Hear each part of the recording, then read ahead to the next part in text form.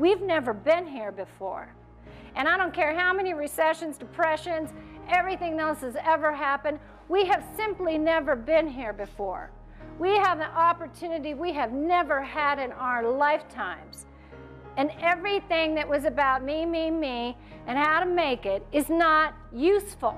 So I'm here to tell you that you truly are extraordinary, but that I count on you and hold you accountable for getting your jobs done with your mission.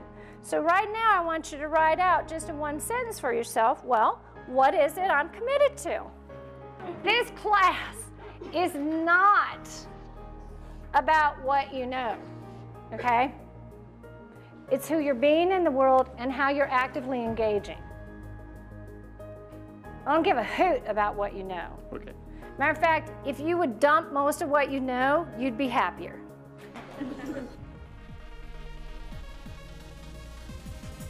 So, is anybody afraid to dig into the heart of who your customer is?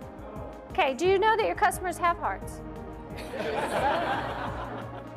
I mean, most of you, unless you're running a mortuary. And in that case, I suppose they do. They're just not functioning, right? But even the mortuary owner has a heart, right?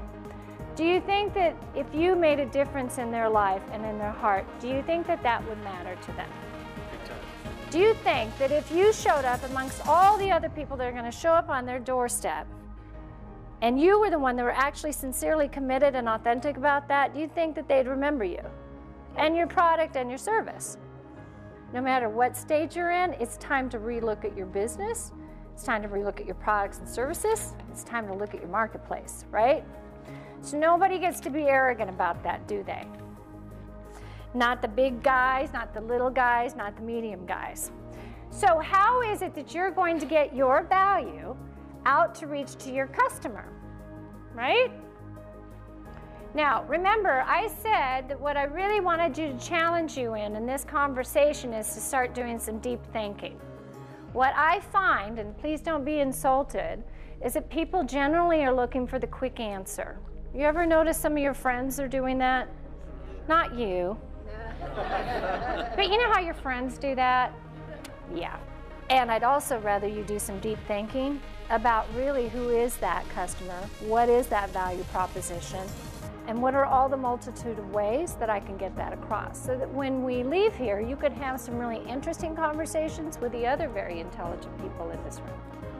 So, you know, pull marketing in this new era is about giving people the opportunity to have a relationship with you. Now, how are you going to do that? How are you going to create relationship with people? Okay? And how are you going to be real? You're going to give them information? Ask them what they need and ask them what they want. How I know the world is going to change and I'm charging you with that is humanitarian leaders in your business. How I know the world is going to change is through successful commerce. How I know it's going to change is because you're profitable inside of humanitarian leadership in your businesses. Because as I see that we're heading into a new world, profit and cash flow fit inside of your virtues and values, right? I got to tell you, the people you're connecting with that want to buy your goods and services aren't interested if you're profitable. And if you're only looking at that, and not your marketplace, then it's like looking in the rearview mirror.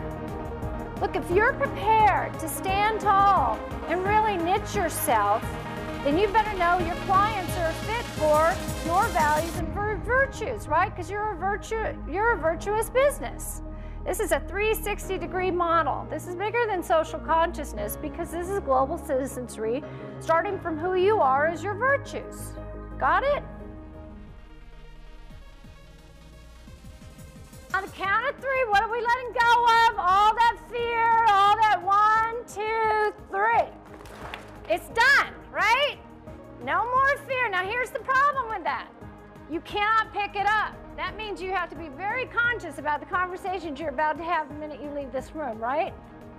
That means if somebody starts engaging you about how much it sucks out there, you have to not engage in that conversation.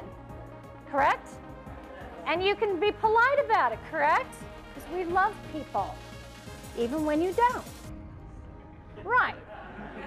I request you be impeccable with your space and that you begin to honor yourself. If you don't know what I mean by that, then I request that you honor yourself and take it up a notch. Do you know what I'm saying by that? See, I believe in you. It's easy for me to believe in you. It's not always easy for you to believe in yourself. Yeah? And by being impeccable with your space, that means it's clean.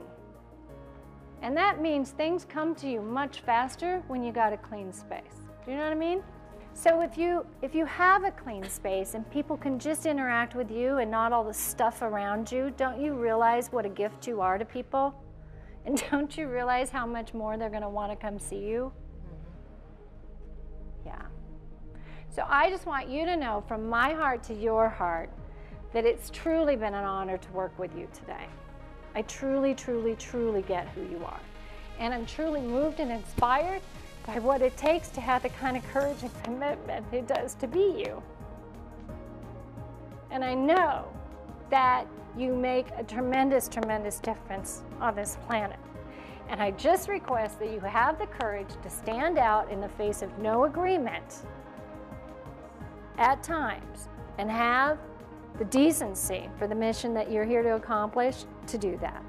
When you do that for me, because I'll know I'm getting my job done if you're out there doing that. Okay?